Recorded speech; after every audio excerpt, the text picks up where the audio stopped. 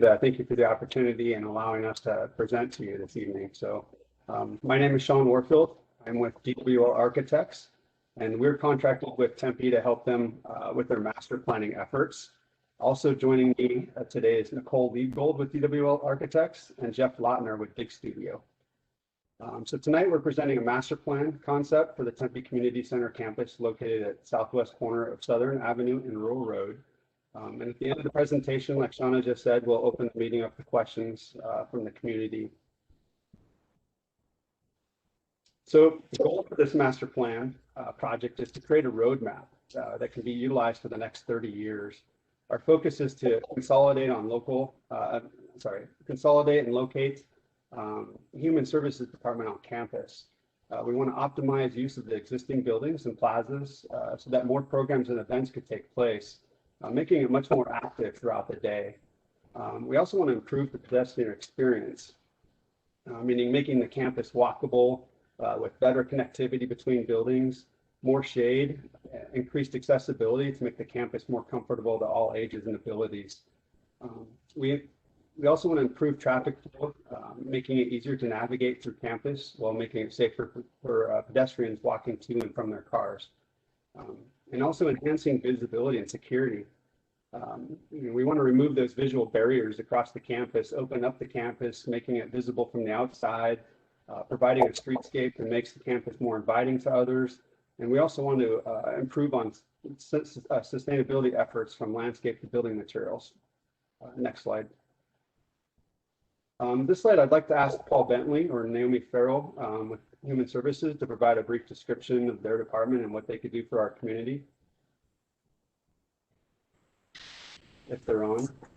This is Paul Bentley. Absolutely. I'm happy to be here. So my name is Paul Bentley and my camera is reversed. So we'll turn that off for the moment, obviously. And I'll work that out in a little bit. And I am Deputy Human Services Director here for the City of Tempe. As far as our department as a whole, our services are intended to provide supports to those in need, typically for those individuals and families that have difficulty making connections on their own. And so specifically, we have areas such as one of our partnerships is with Tempe Community Council, and their executive director is my peer.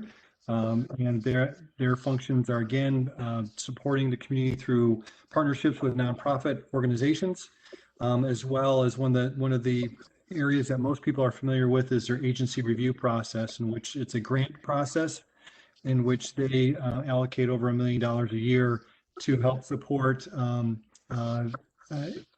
families and individuals in need in partnership with nonprofits, specifically with individuals with disabilities, those experiencing homelessness, those experiencing or victims of domestic violence, seniors in other areas within our community.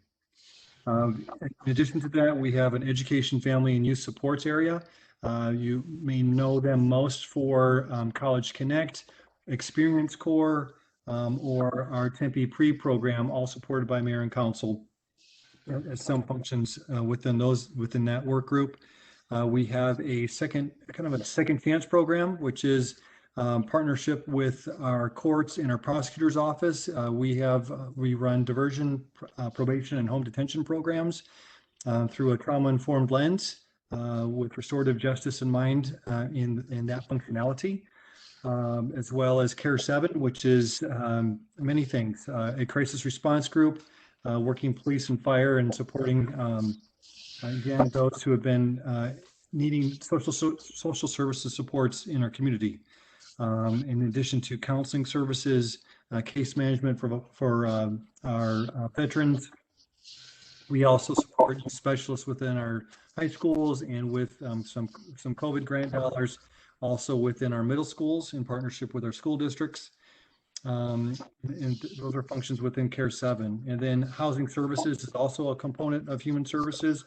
You may know of housing services through housing subsidies that are provided to families in need, whether it's through our Housing Choice Voucher or Section 8 program, or the acquisition of land and or properties for affordable housing.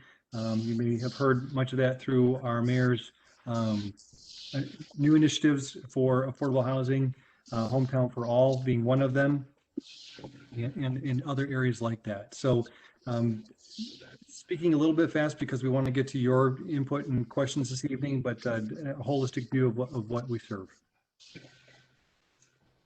Thank you. I'm going to move to the next slide. So the question, why does Human Services need a dedicated facility? A Tempe-wide facility study was performed in 2019, and it identified a new Human Services building as a top priority project for Tempe. Human Services currently shares spaces with other city departments across 8 different facilities. Many facilities are overcrowded, with departments being forced to share space with one another. This brings operational inefficiencies to the Human Services staff as well as to those around them. A dedicated Human Services facility with all services under one roof will increase departmental efficiencies for the Human Services Department. It will also provide clients with the convenience of having all the resources in a one-stop shop, all the places they need in one place. And it frees up the facilities that are currently being used by Human Services, allowing individual departments to be able to use their spaces as originally intended. Next. So here's a breakdown of each facility currently being used by Human Services. I do really want to stress that while Human Services Department is spread out across 8 different facilities, the majority of their staff are located here on the community center campus already. They're spread out on multiple floors in Tempe, on the Tempe Library, with smaller groups utilizing the Pyle Rec Center and Arts buildings. And an additional, I believe, 10 to 15 staff members are located offsite at one of 4 different places: the Westside Multi-Generational Center, B.B. Moyer House in Hatton Hall, or the Elias Rodriguez House. Next. So apart from Human Services, Library Services is probably the most affected by co-location with Human Services. Human Services occupies space on all floors of the library, just discussed, and they have different operating hours from each other as well.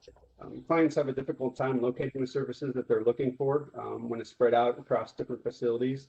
And Library Services, Pyle Rec, and Edna Arts cannot make best use of their spaces right now. Next. So we received input from city leaders, boards and commissions, staff, and the community itself. We created a list of the most popular topics that came up. By far the most popular one was increased shade. Outdoor spaces needed shade so that they can be used more often and to provide comfort for pedestrians. People also wanted to help, they wanted to expand classrooms and programs and event spaces where possible. We were also asked to improve the overall pedestrian environment, from shade to adding vegetation, to create more usable and interactive spaces for people of all ages. We also asked to look at improved safety and visibility across the campus. There's too many areas to hide. We also wanted to bring parking closer to the building to reduce walking distances. Other items, I'm not going to go through all of these, but we wanted to create additional spaces for departments to expand their services and really improve signage and wayfinding. That was another big one. Next. So this is an aerial view of the existing site. It's on the southwest corner of Southern Avenue and Rural Road. There's 4 main buildings that make up the campus: the Pyle Adult Rec Center, Tempe History Museum, Edna Vial Art Center, and Tempe Public Library. Next. So over the past year, the design team analyzed the site and arrived at a number of conclusions. The blue lines that you see represent the vehicle access. Vehicles currently move through the campus using this access drive, the solid blue line. One main access point is along the east side at Rural Road, and the drive wraps around the library and heads north to the main access point at Southern Avenue. The problem with this is that the access drive really divides the campus up, divides the plazas, the buildings, and the parking areas up. This is the cause for concern as pedestrians are forced to kind of cross the access road to get from point A to point B, and they oftentimes have to cross in numerous places and multiple times. The access drive is also close to the intersection, which makes it difficult to come and go during high traffic times. The red circles that are shown dashed represent 300-foot distance from the entry of each building. And we know that during the summer, it's not comfortable to walk more than 300 feet, which is the distance of a football field, basically. Especially between buildings and parking lots where there's no, little to no shade. Also, let's see, we just calculated this today, but there's almost 400 parking spaces that are outside of those red dashed zones. So a lot of parking spaces are much further than 300 feet distance from any of the building entries at all. And finally, I just want to touch on some of the yellow and orange lines that are shown on this map.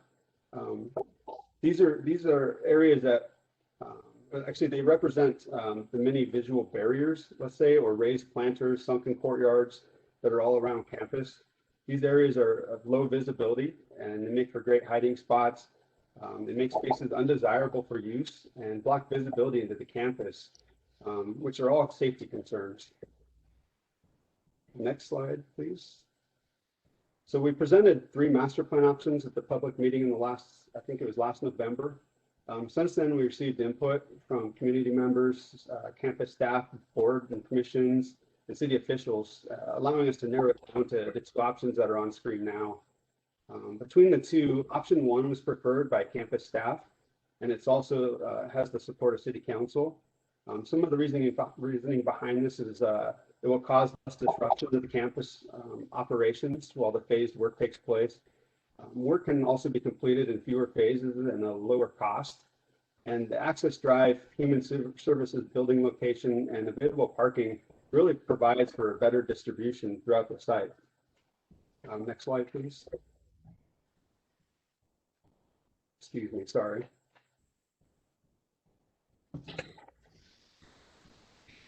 So this is the recommended master plan. So I'm just going to touch on some of the major improvements. You'll have time, you can actually download this from Tempe Forum, I believe tonight, and review it in closer detail. But replacing a new 2-story, 50,000 square foot human services building adjacent to Rural Road, it's shown in red. The primary access road was moved to the perimeter of campus and an expanded landscape buffer was also added to that. The main access point to Rural Road is now aligned with Laguna Drive, which will be signalized in the future.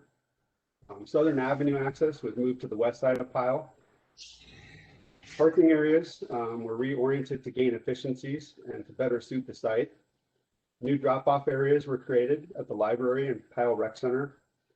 Parking spaces were added just west of the library and to the south of Edna Arts. And speed tables were introduced in areas where vehicles and pedestrians may cross paths. The campus plaza was extended towards the south and to the west to create a much larger event space. It's one of the priorities that we were asked to really look at. Edna Arts Outdoor Ceramics Yard, we did have to move that to the east side of Edna Arts building to support this idea. And then we're also going to propose a large shade canopy that can be positioned over this plaza area. The pedestrian walk towards Pyle was extended for better pedestrian connectivity. And a north entrance to the library could potentially be added in the future to help reinforce this pedestrian connectivity idea. And then future building expansions are shown in blue, and for the Pyle Rec Center, History Museum, and Edna Arts. Next. So the overall timeline is unknown. However, Tempe's current capital budget anticipates design of phase 1 to start in 2025. So there's a lot of time for people to get comments in. This is just a preliminary date, so it could change. But there's a lot of time to get comments in, and there could be a lot of changes between now and then. But phase 1, as you can see in kind of a pinkish color, a peachy color, really includes the site work for the new access road, reconfiguration of parking lots west and south of the library, and a new human services building, which was deemed top priority by the facilities master planning that was done for Tempe in 2019, I believe it was. Phase 2 includes site work at the main plaza area, a remodel in addition to Edna Vile Arts Center. Phase 3 includes site work at the amphitheater, staff parking around the library, and a library remodel. And then finally, phase 4 is site work along the north end of campus with includes a Pyle Center remodel in addition to the History Museum. Next. So this is a parking and traffic comparison study. We're showing the existing site on the left and a new master plan on the right. Just a couple things to note. I don't want to go through all of these. We want to have some time for questions, but the primary access road, which is shown red, was relocated to the perimeter of the campus, along with an improved landscape buffer. Main access points at Rural and Southern are located further away from the intersection to help minimize traffic issues when coming and going. Access at Rural and Laguna Drive will be signalized in the future, providing ease of access. Elevated speed tables were created where pedestrians and vehicles cross paths. Drop-off areas for the library and Pyle Rec Center were moved for increased accessibility and ease of use. And campus visitors can now safely park in almost any lot and walk to any of the facilities without crossing the main access drive. And finally moving the primary access drive really allowed us to expand on pedestrian connectivity throughout the campus, which is shown in black. We've doubled the pedestrian connectivity on campus. Next. So pedestrian access comparison. This is again with the existing on the left side and new master plan on the right side. Moving the primary access drive again allowed us to expand on pedestrian connectivity through the campus. A pedestrian walkway towards Pyle was extended for better connectivity, brings connectivity to the Pyle building to the rest of the site, which is in the past it's always been kind of divided by that main access point that you see on the left side, the main access drive. Potential north entrance, like I said before, could be on the north side of the library to help reinforce pedestrian connectivity along the north side of campus. We do have elevated speed tables again that were created where pedestrians and vehicles cross paths to help slow traffic, but more importantly, invite pedestrians to cross. And then parking was reoriented so that pedestrians no longer need to cross over landscaped islands. Excuse me. Give me for a second, sorry.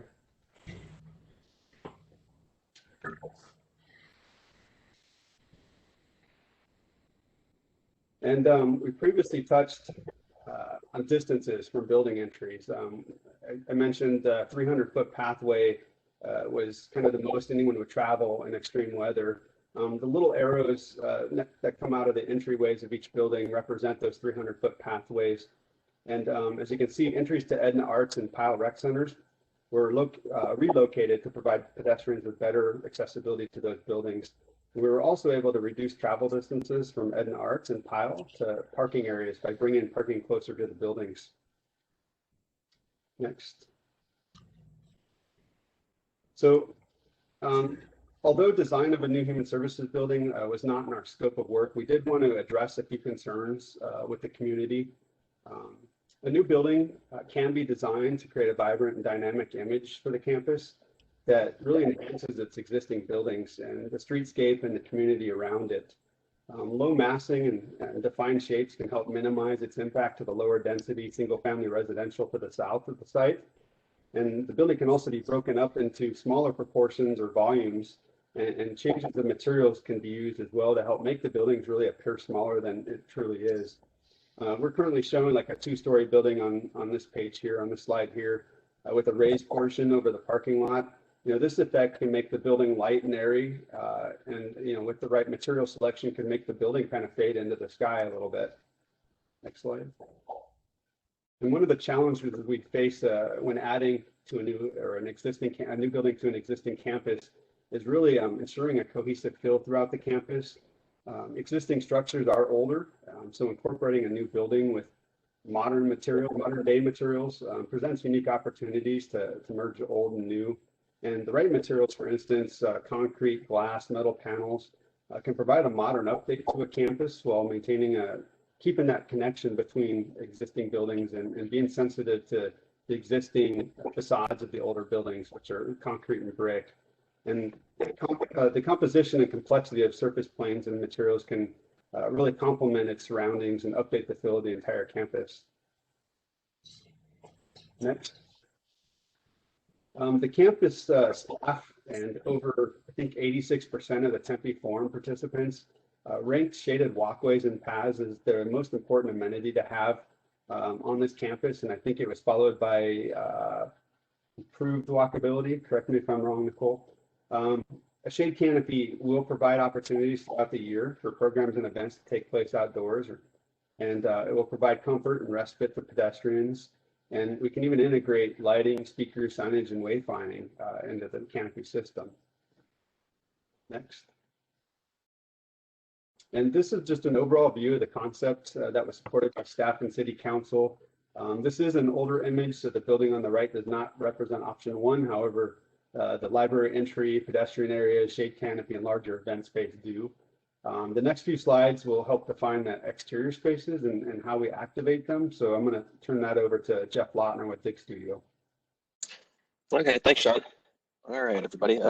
So our concept for this, for the campus was the urban forest concept, where, you know, we tried to define the major areas on campus that needed the most attention. In this central spine, as you can see in the lower left-hand corner, it is the piece that connects all of the buildings. So our goal was to create a more connected, comfortable, and cohesive campus, you know, utilizing the existing art, you know, and elements that the campus already has, but enhancing them to provide the users a much more, I guess, enjoyable and user-friendly experience. So this concept goes into, you know, the reduction of hard surfaces, softening things up with landscape, providing more kind of breakout spaces, scalable space, more room feels that the, you know, just providing the user a more varied experience. Next slide, please. This is another kind of view of that central spine, showing kind of the richness of material, the combination of vegetative shade and architectural shade that Sean mentioned, kind of overlaid, just giving, you know, a much more pleasant dynamic experience. And these shots are just of various potential events, you know, what a pedestrian experience may be, how we handle drainage and some of the more LID concepts in stormwater management and putting water where, you know, the plants are, and trying to all in all just soften it up with as much landscape as we can. Next slide, please. This is a kind of a new proposed event plaza, and this would be looking down towards the library with the museum to your left and the large covered parking lot to your right. So again, just providing another programmable space, connecting the buildings, giving the users, you know, again, a much more varied experience, and plenty of opportunity for small gatherings, large gatherings, just trying to keep the space as flexible as possible. Next slide, please. This is one of the sunken court, the larger one, where there currently is a kind of a step terraced landscape and a pretty severe exposure. So on this one, we're calling it the Explorer Story Garden, where we're trying to make this a amenity, you know, that is engaging for the community, is inclusive, has a bunch of varied experiences, from, you know, kind of more traditional play experiences to kind of a walking path that has an educational component, to, you know, maybe a small amphitheater where other small gatherings can kind of take place. Next slide, please. Here's a quick little model of the kind of variety of spaces that we can fit into this. We're still trying to take advantage of the grade change that's there, but in doing so, creating spaces that can actually be inhabited and not just kind of viewed from either top or bottom. So as you can see to the right, you know, here's maybe more of a play surface, but that play surface can also double as a small amphitheater.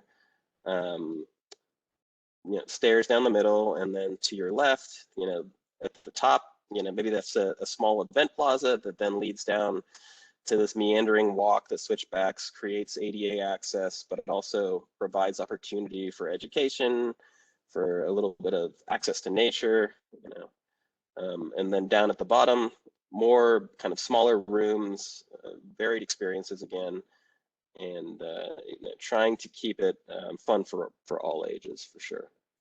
Next slide, please. Another view of that, what that space could potentially look like, some sort of maybe iconic, playful shade area, colorful paving, and then, again, softening things up with as much planting as we can. Next slide, please. Okay, this was the other sunken area. On this one, we wanted to truly link this one and to the adjacent children's reading area in the library, and actually only permitting access from the bottom to where, it creates this indoor-outdoor experience for the kids. There's a little bit more free flow from the building and out, and security becomes less of a concern. This is a much more rich textural experience with color, shadow, light.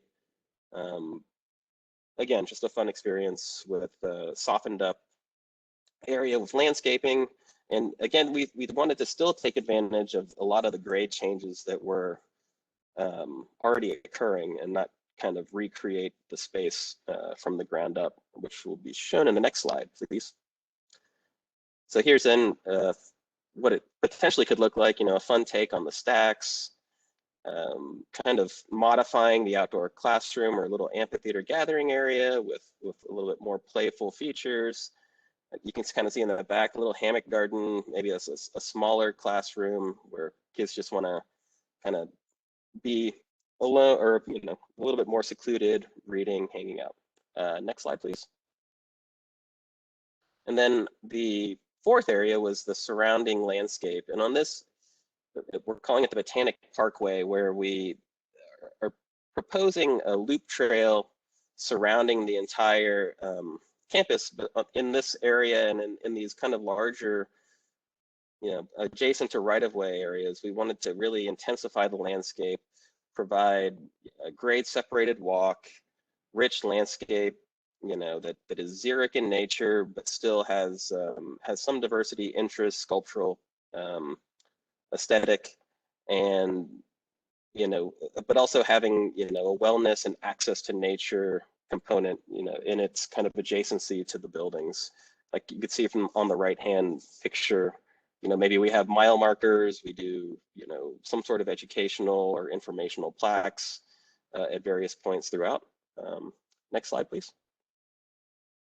This is a potential view next to the museum. Again, you can kind of see this grade separated path. In the middle there between the people, that would be like a little breakout node, a seating node, maybe, a stretching area or something, for wellness sake. Moving some of the, in this view, it actually removed that area where there was the retaining walls and adjacent plaza space at the museum, but we still wanted to give the museum the opportunity to have positioning for signage or for events. So we tried to propose some sort of architectural feature along that facade. Next slide, please. And this would be another outdoor room, this one adjacent to the pile, trying to use space that really wasn't used in the past, and just giving a more rich experience for the users of the campus, the people who actually work on the campus, but also giving really everybody the ability to program additional space as needed. Next slide, please. And this just kind of goes into some of our LID techniques that we'd like to employ, or some of the sustainable practices that we wanted to incorporate into the campus, from permeable surfaces to recycled materials, to just creating microclimates adjacent to buildings. All right, Sean, I'll turn it over to you. Thanks. Jeff. So this presentation is on Tempe Forum along with survey questions, and you can access it and provide comments through May 16th. Again, it is important to note, like I said before, that this is just a master plan, and it's a starting point basically for Tempe to get funding in line. And the actual design and implementation of this wouldn't start until at least 2025. So this means a lot can change between now and then, and there'll be many more chances for the community to provide input. So let me just turn it back to, I believe, Shauna, just to hear the community's thoughts or any questions on what we just presented. Thank you. So yes, we do have some questions as well as comments in our chat and Q&A. For those of you who haven't put any in, you are still welcome to ask them. We're going to go through these in order. We'll take a few of these that have been written down, but then you're also welcome to raise your hand if you would like to speak, and then I can unmute you. For those of you that are on a laptop, you can hover over your name and you should see a hand that comes up. If you're on a mobile, it comes through the chat bubble. So first question is, could you please share the level of client support that will take place at the new facility? As an adjoining neighborhood, we have heard mixed responses and would like clarity.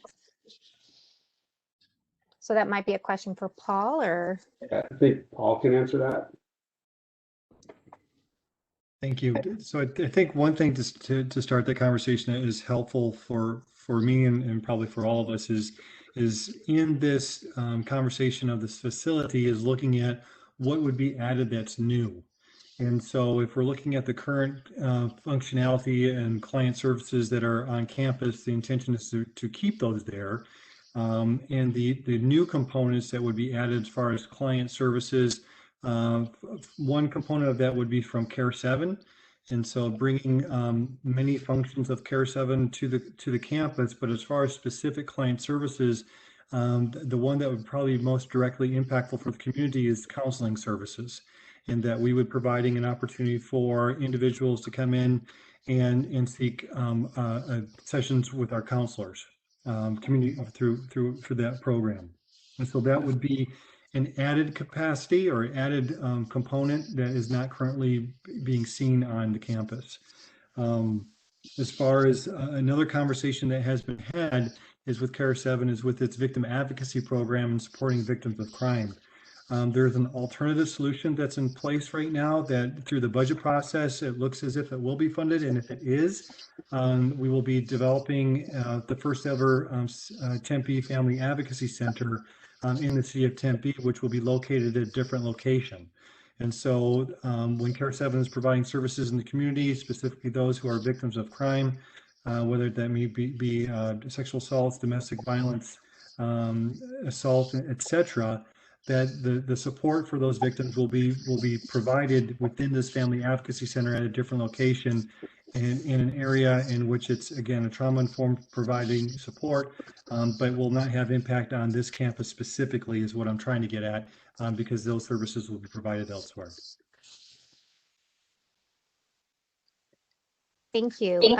So the next question, Sean said there would be a signal on rural at Laguna Alignment. How will that impact cut through traffic through the neighborhood? That might be a question for Greg. We still have to do a traffic study for this project, and that's still a ways out. Right now, it's just hearsay. The city of Tempe traffic department mentioned that there was some requests for having a traffic light there. So we kind of we have lined our road based on that information. But again, a traffic study still needs to happen, and I'm not sure when that would actually happen. Greg, I don't know if you can chime in on that at all. Sure. My name is Greg Kent. I am the project manager for this project and the engineer with the city of Tempe.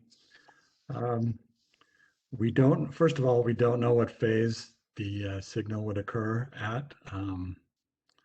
Secondly, as Sean mentioned, we would be doing a traffic study to make sure that the signal meets its warrants, and also to look at what kind of impact it might have, like as mentioned, maybe possibly of cut through traffic. The other thing, what I understand is it would be a, and I saw this question in the chat, that yes, it probably would be a on-demand signal where it would only be activated by someone either trying to get out of Laguna or someone getting out of or going into the library.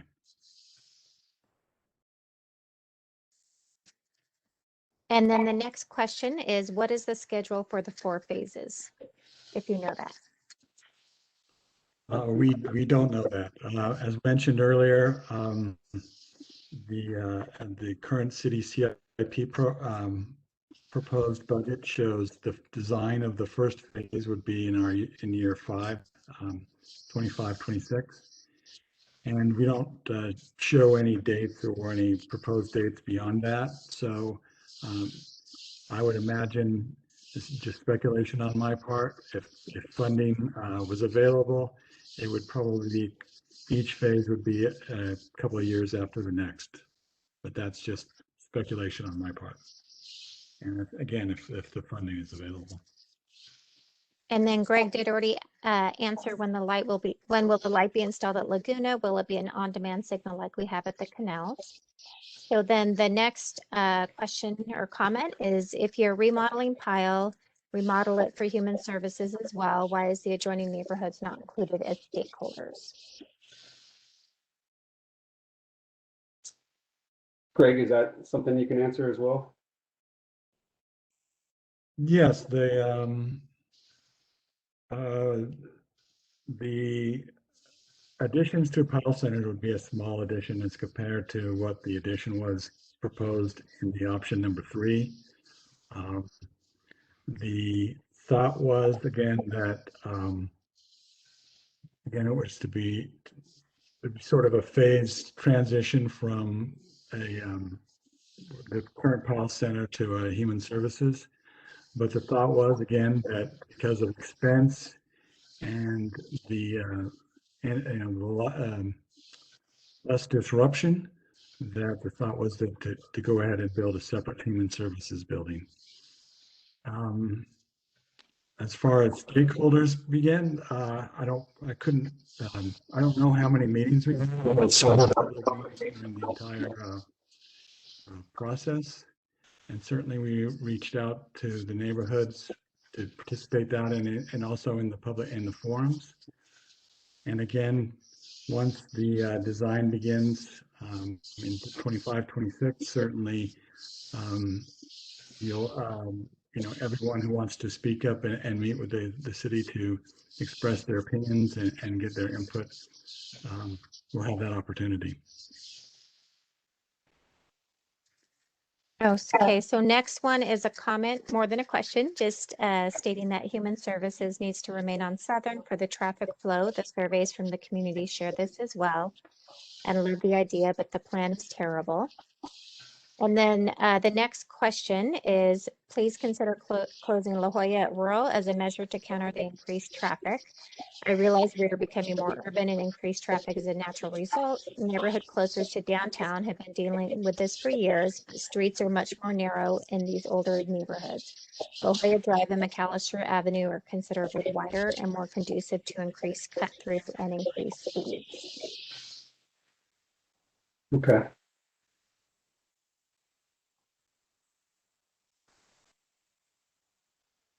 So that might have also been a statement, because I know you talked about the traffic study that would be done, Greg. Next comment question says, ideally, we would have a secondary access road to the museum loading dock on the west side of the building.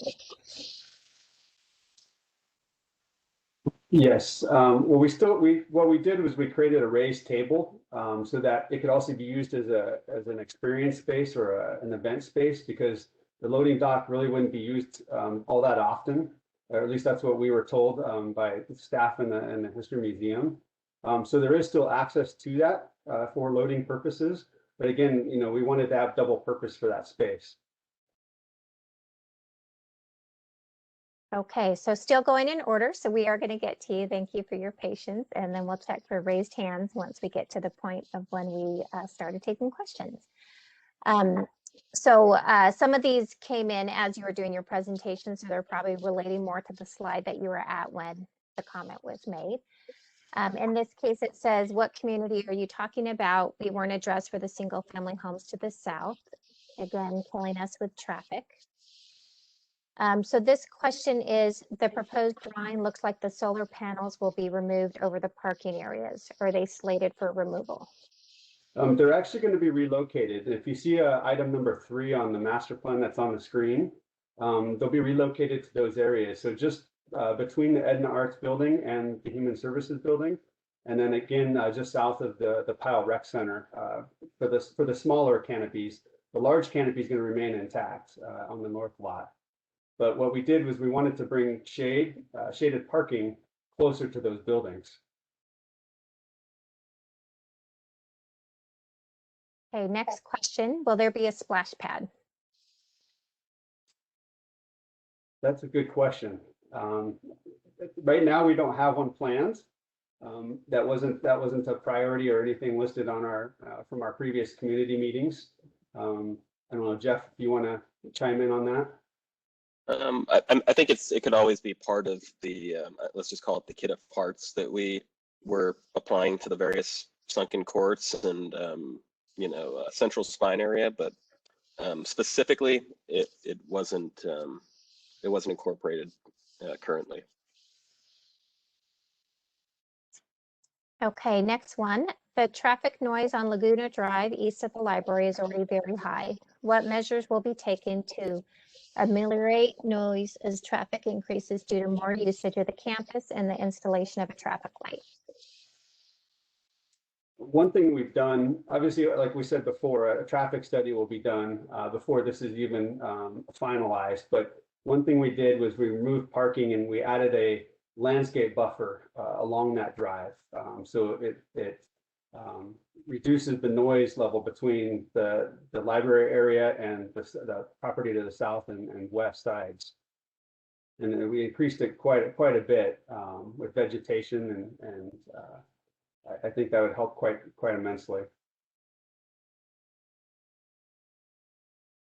Question is, will you be able to rent out event facilities?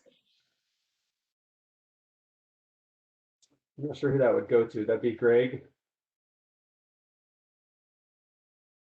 I know for the History Museum, you can currently rent it out, but. Right, so I would assume the same policies would be maintained as the new facilities are developed. So I would say the meetings rooms in the library and the History Museum, I don't think there would be any rental space, probably not in the new Human Services building, would be my guess. Okay, so some of these other statements we'll continue to share relate more to, I believe, in the presentation. So one just says it's all beautiful, but woefully forgot about the neighborhood impact. And why would we want a building and signal if we don't know this information? So next question is, only one main exit on rural, the on-demand business would be huge. So would you have more than the one main, or is it just the one main? We have the one primary access point, but there are other access points on this master plan. We still kept the entryway to the east side of Pyle Rec Center off of Southern, but we just wanted to make the primary just to the west side of that. And then as far as rural goes, we did keep one of the access points, and I think right now it's currently the main one. We're just trying to make that a secondary access point, just for ease of getting traffic in and out. But we want to try to make it so that most people are using that primary access, so that we can help with the whole pedestrian versus vehicle potential conflicts in the parking lot areas. And we want to limit that. So that was the goal of moving the drive to the perimeters as far as we could. But we are still keeping double access points to each road. Okay, question, are they going to remodel the library? Eventually, I think it was it phase 3 or phase 3, they'll be remodeling the library. We did go through and create a new program with the library. Once they gain that space back that Human Services is currently using. They need to reshuffle, reorganize it, and then we'll have a remodel at the library itself. Okay, next question. How do you do all of this without a traffic study in this portion of the plan? Again, we had to take the information at hand and produce a master plan, and it's really just for budgeting. This is not, like I said, this is not a final design by any means. It was just really produced for budgeting purposes only to get on the capital budget plan. So once that comes closer, the traffic studies will happen, and this can change quite a bit. Like I said before, this could change quite a bit. Once traffic studies happen and they realize, well, we can't put a building here, then the whole thing changes. So sorry, that's basically it. And you answered this, but I'll read it out so everyone hears it. But it says, placing the access road behind community houses in the neighborhood will raise the noise level, especially with the Orbit megabuses. Bad idea. Can this be reconsidered? So you just did state that. Yeah, there's going to be a lot of time and opportunities for more community input. We've already reviewed this.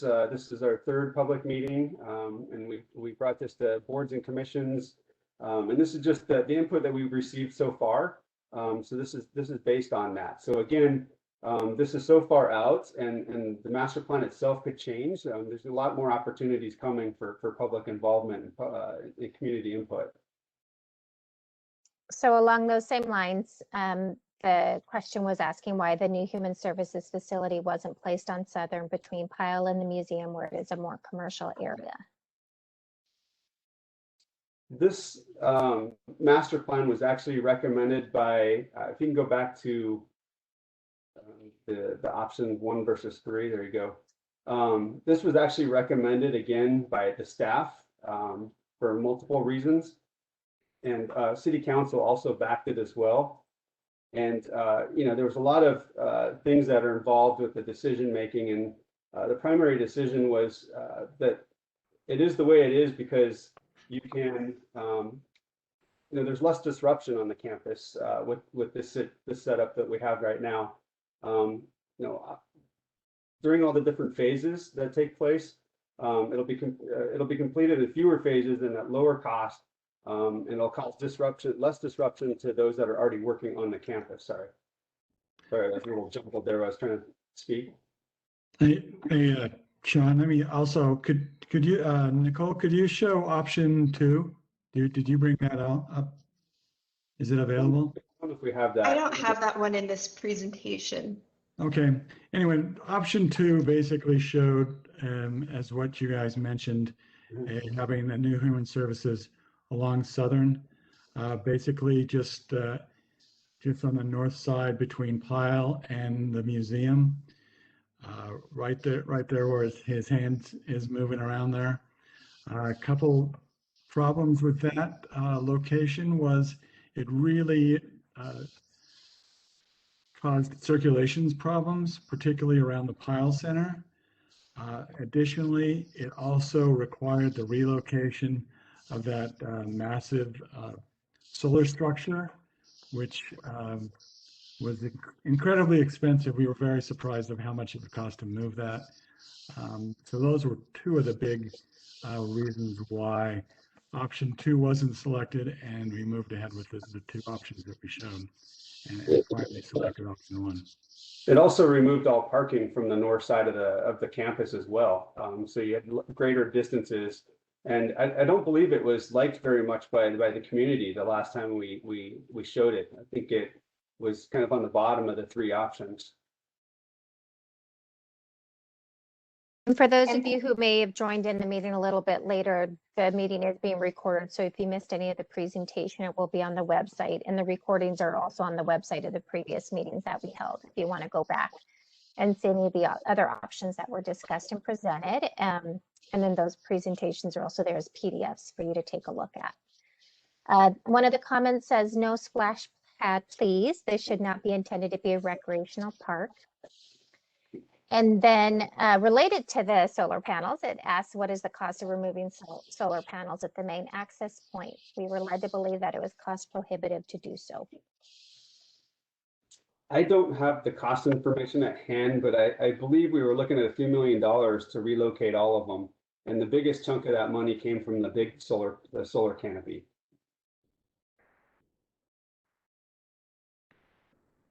So next question, what type of screening and how high will the screening be between the proposed buildings and the adjacent homes and neighborhood? I think that is something that will come when the design of phase 1 actually starts.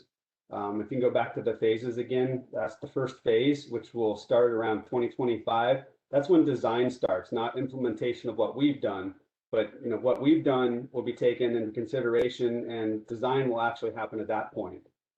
So heights, they'll look at heights to mitigate noise and anything else that we need to do at that time. Sorry. Also, I can point out that we are finalizing plans for redoing the landscaping for the entire complex.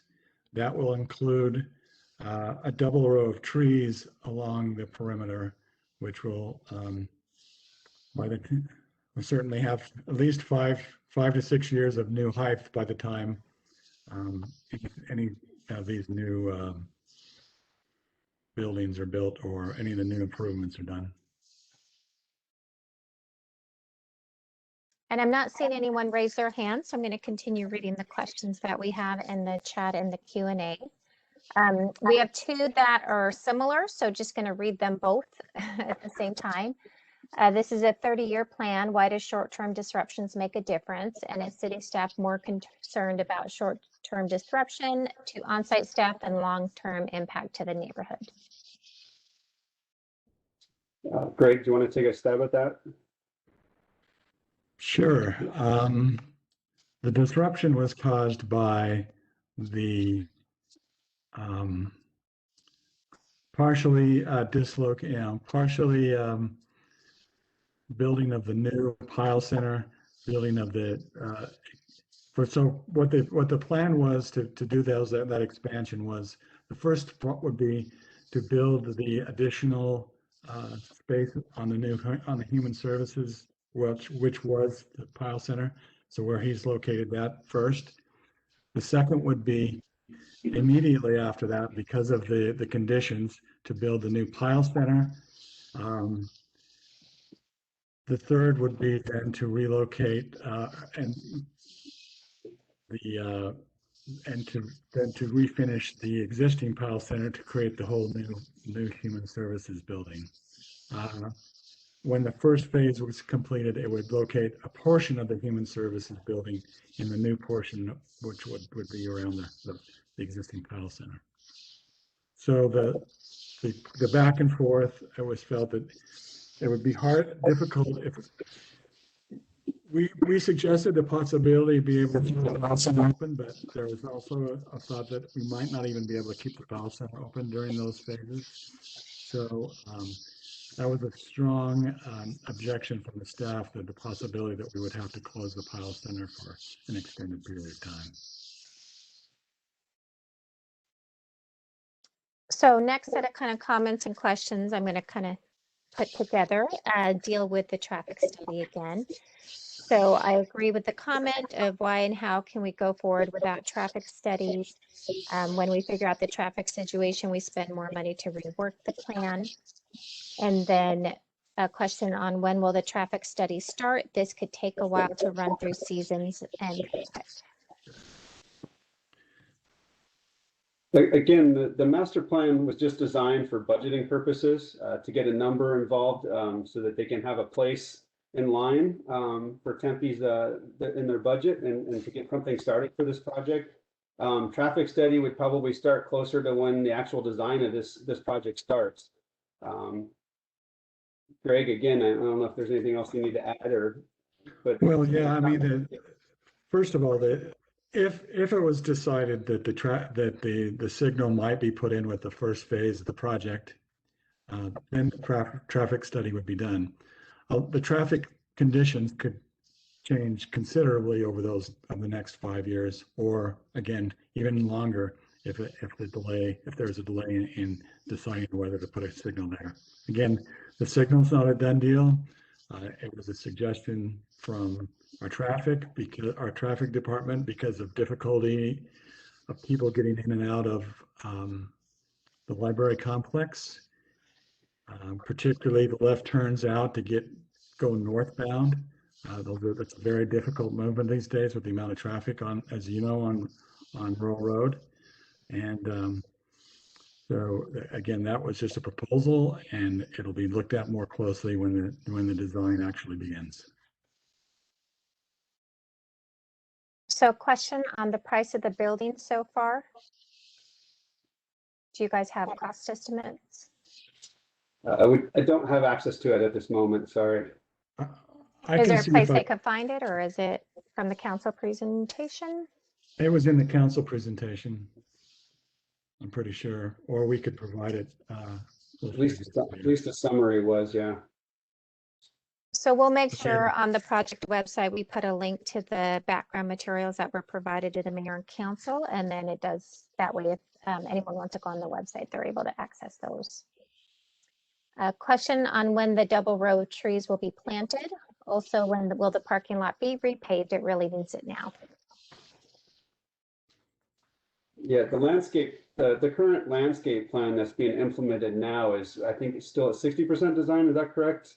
Right, it's at 60% design.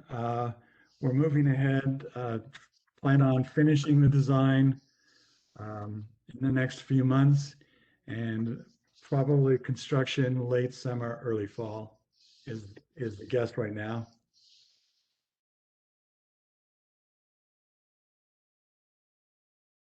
There's an image on screen that shows what they're currently planning to do.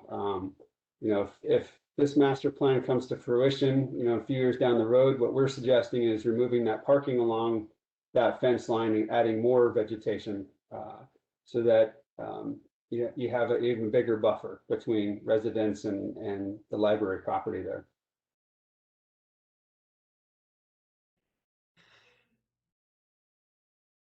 Next question, has any thought been given to relocating the museum to higher traffic locations within the city to better accommodate both residents and tourists, thereby allowing for the repurposing of that space? That was not considered.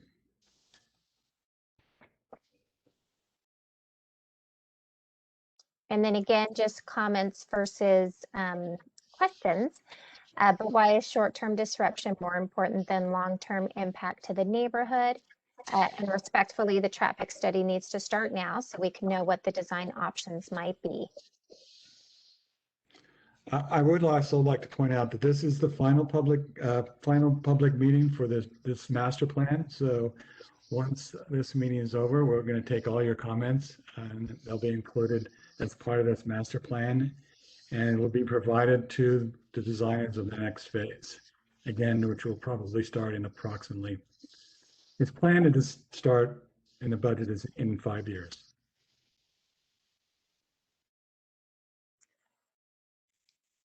And so just on that note, as Greg mentioned, we put the website, the link there in the chat as well, but the comments are open. Part of that summary will also include all of your questions and comments tonight. So those have been captured and will be part of the summary that moves forward as well. Was there anything else you guys wanted to add before we close?